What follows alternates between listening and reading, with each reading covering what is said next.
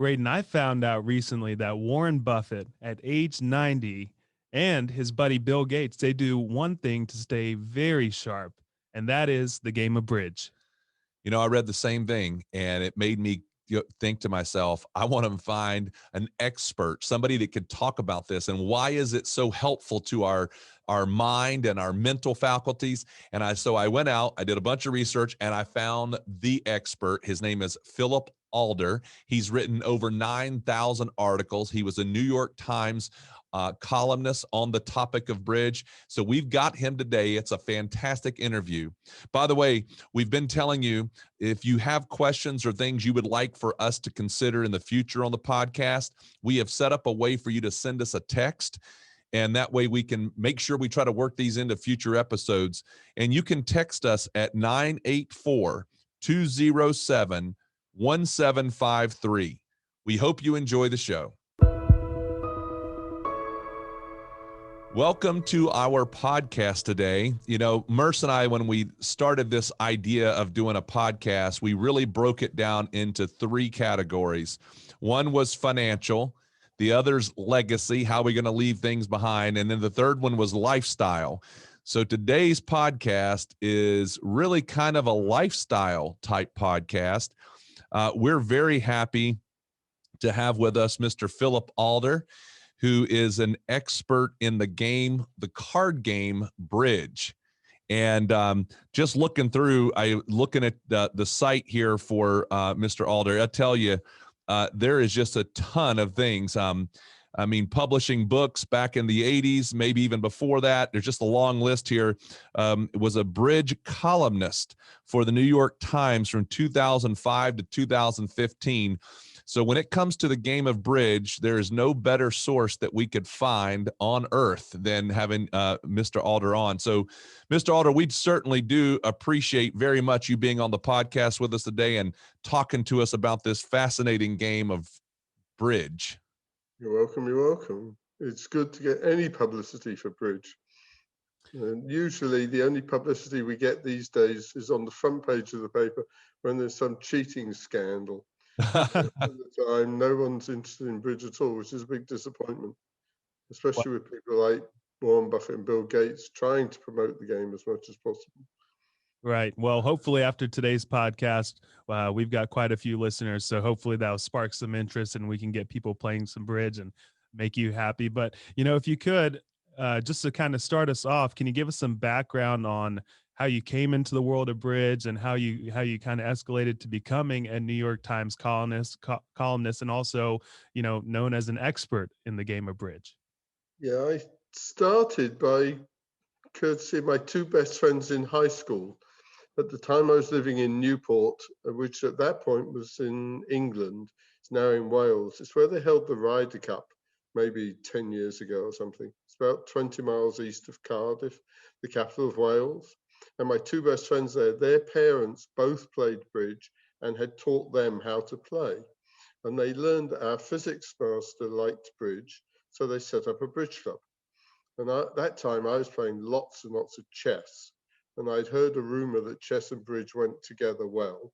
So I thought I'd go along and find out whether this was true or not. At home, we had played card games, primarily a game called Solo, which has never come to the United States at all. And so I went along and started playing with a fourth person. My two best friends played together as partners.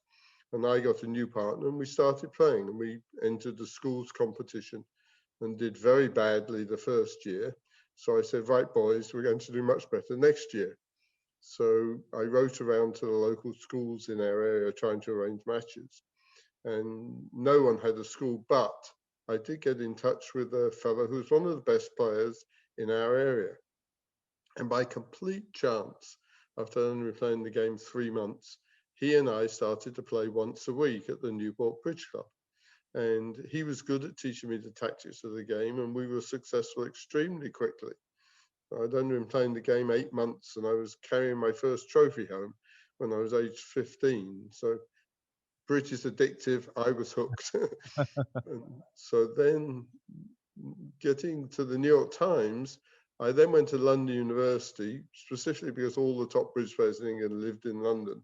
So I wanted to be in London playing with and against them. And one year there was a junior pairs championship where they also played the deals in Manhattan. And the winning British pair got a free trip to the United States. And my partner and I managed to win that free trip. And so over I came.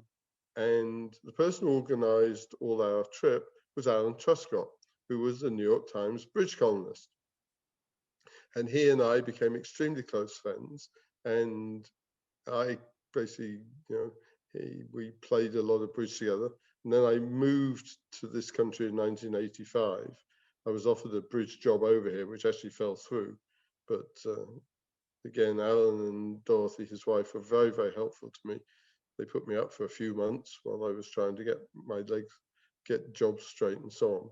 And then when he got very sick, it was a sort of natural reaction that I took over the column from him.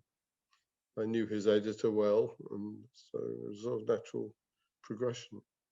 I had a syndicated newspaper column since 1991, of which I've now written about 9,300 columns. And wow. I did 1,500 columns for the New York Times. It's scary, isn't it? That is scary. Wow. Well, I tell you, could you do this for us? I know that we have folks that are listening that like to play the game. I know we've got folks that are listening that have never played the game. So could you kind of give us a high level explanation of the card game bridge and kind of the mechanics of it? Maybe give us some comparisons of what we might have, or the overall objective of the game. Right. Obviously, the objective of the game is to score more points than your opponents. You play in partnerships, 2 against 2. You and your partner take on 2 opponents, and you're randomly, one pair sits north-south, the other pair sits east-west. It's all quite random. And the game's divided into 2 sections. You play with a regular 52-card deck. Everybody gets 13 cards. Bridge is not a good game for the superstitious. And so you shuffle and deal. And the first part is bidding, which is like going to Sotheby's or Christie's. You and your partner try to tell everybody how many tricks you think you win. After the bidding comes the card play.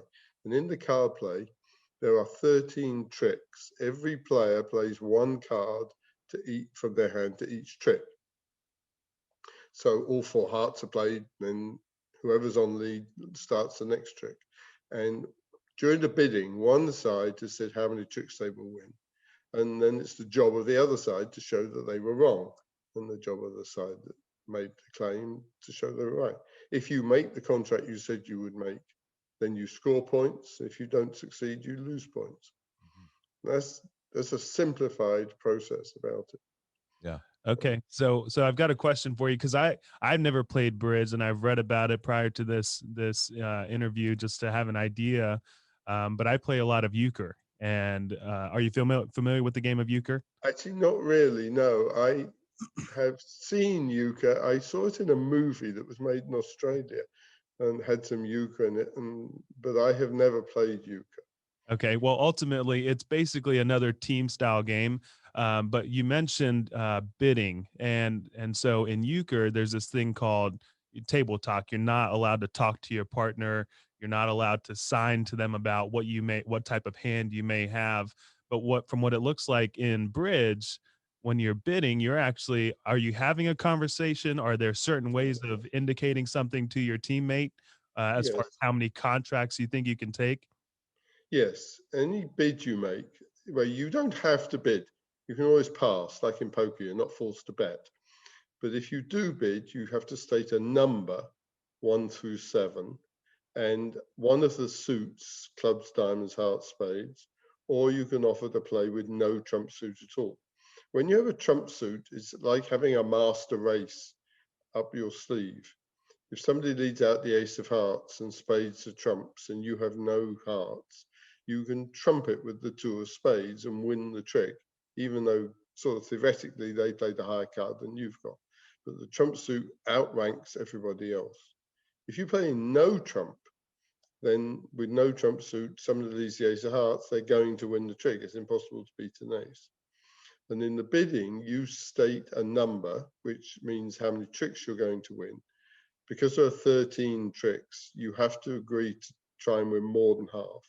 So you must try to win at least 7 tricks. So 1 club, for example, means partner, we can win 7 tricks with clubs as trumps, in my opinion. 2 diamonds, partner, I think we can win 8 tricks with diamonds as trumps. And you bid backwards and forwards, showing by the number that you bid how strong your hand is, and with the suits you name, how many cards you've got in those suits. And each of you is describing your hand. And you hope eventually one of you can work out what the ideal final contract is and name it. And you go from there. Now, the actual language of bidding, there are lots and lots and lots of bidding systems over the whole globe. There are hundreds. I must have played maybe 20 different bidding systems in my life. And they've all got pluses and minuses. And you and your partner just need to be on the same wavelength. That's the key part. So I can't say exactly what my cards are, but I can just say, hey, I've got 4 hearts, and I believe that I can get, whatever, 2. Suppose you open 1 heart. If you're the first person to do something positive, you open 1 heart, you're saying, partner, I've got at least 12 points, counting. What you do, you count 4 points for an ace, 3 for a king, 2 for a queen, and 1 for a jack. So that's 40 points in the deck. So on average, you should get 10 points. But if you've got a little bit more than 10, 12, 13, then you can start the bidding. And if you open 1 heart, you're saying, partner, I've got at least 12 points, and they've got at least 5 hearts. Okay. And partner takes that information under advisement. If partner loves hearts, then he'll bid 2 hearts or 3 hearts or 4 hearts, depending on how strong his hand is. Very good. So just, as we start this out, and, I just, to give a little bit of background, how I got to this point of wanting to research it and figure it out, is what prompted me was I heard an interview, a conversation with Warren Buffett, and then that Warren Buffett conversation led over to Bill Gates.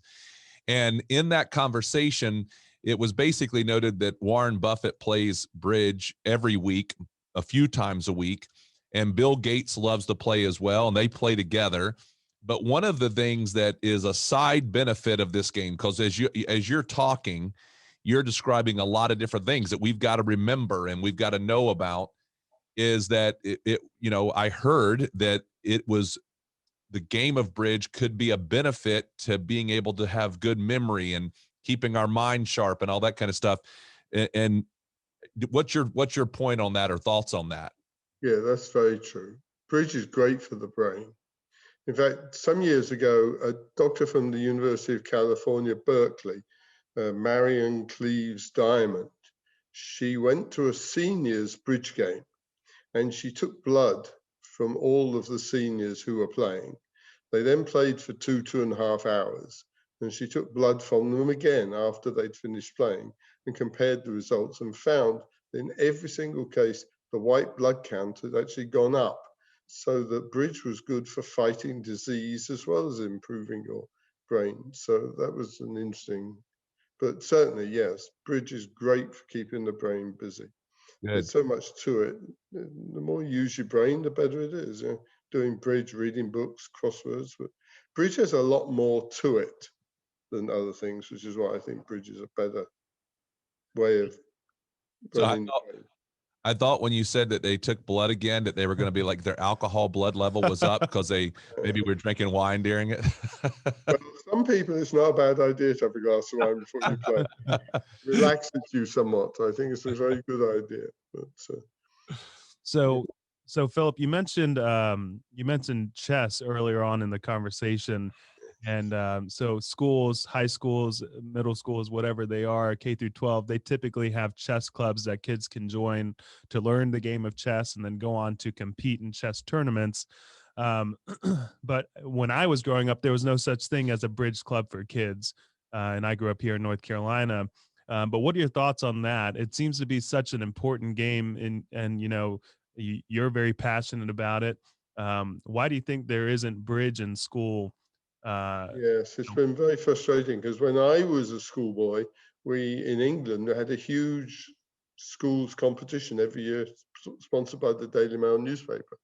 It was great. Everybody had bridge clubs. Nowadays, unfortunately, principals in high schools think that if you play bridge today, you're going to play poker tomorrow, Hmm. because there's so much poker on TV. And bridge, unfortunately, you can't show live on TV to someone who doesn't play. You can watch golf, you can watch tennis, you can watch poker on TV and not have to be a player.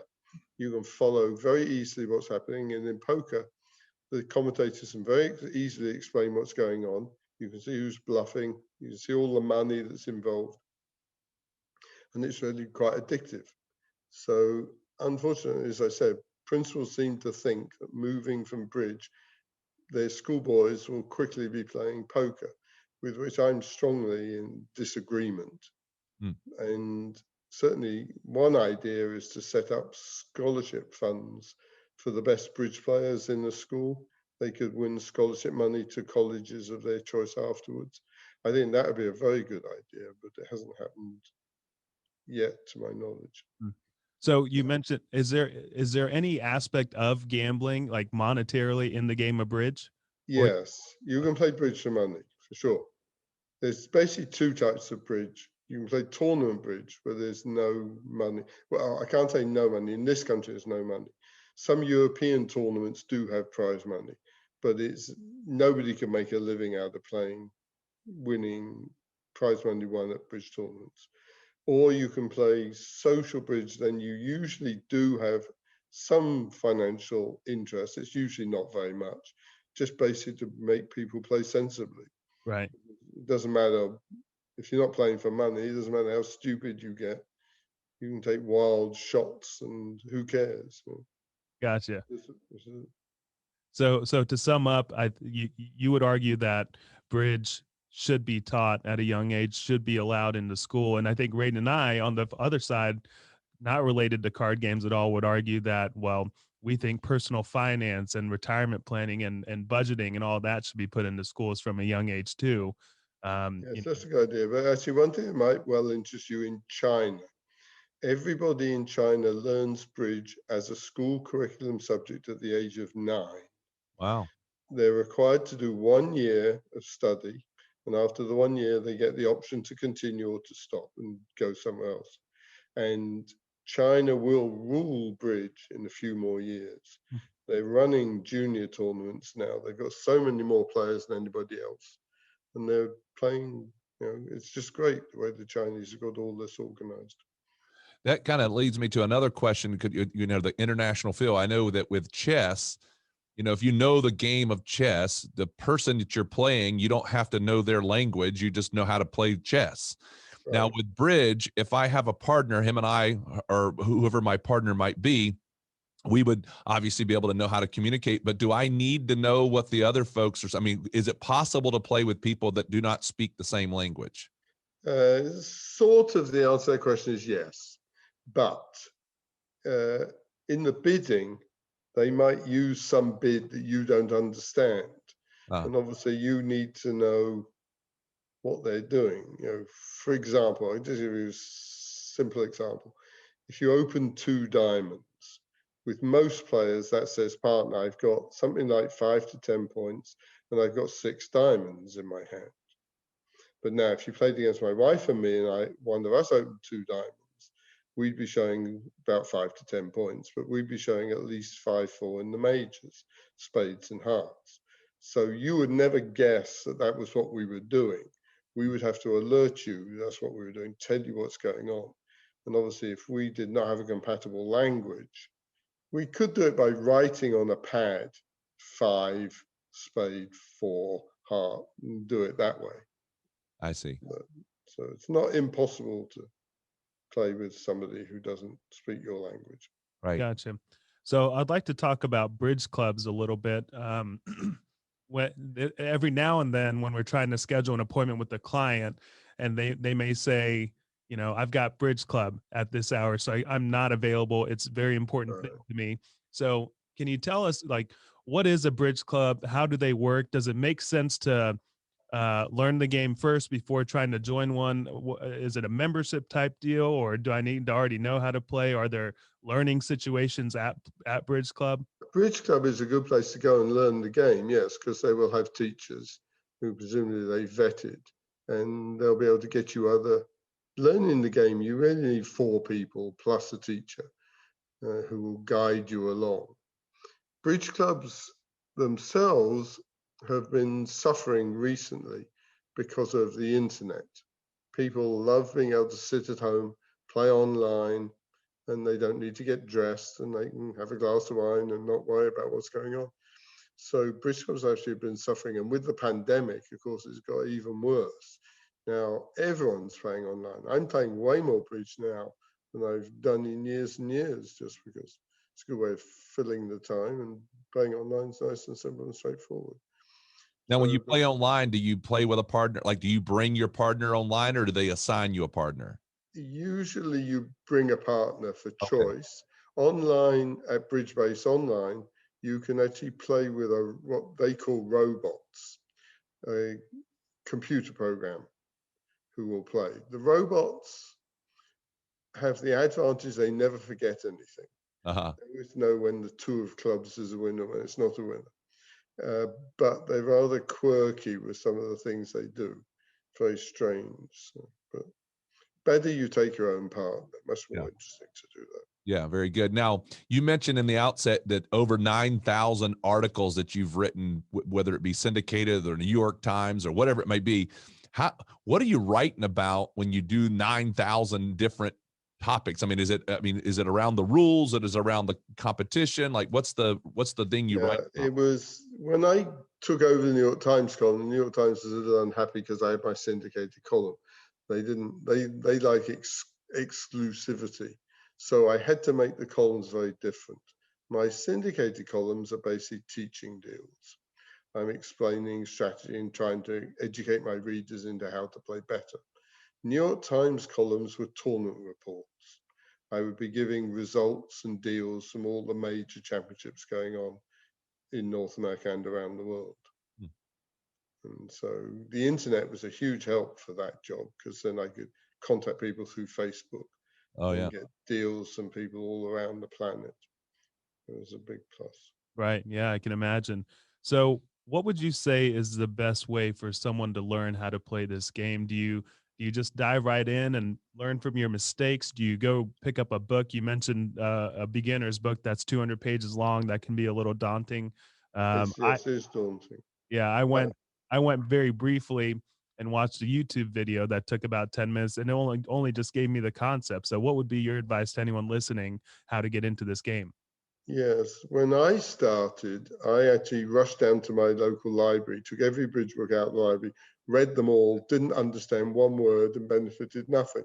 But after I'd been playing about 6 months and had some idea of what was going on, I read the books again and got much more out of them the second time through.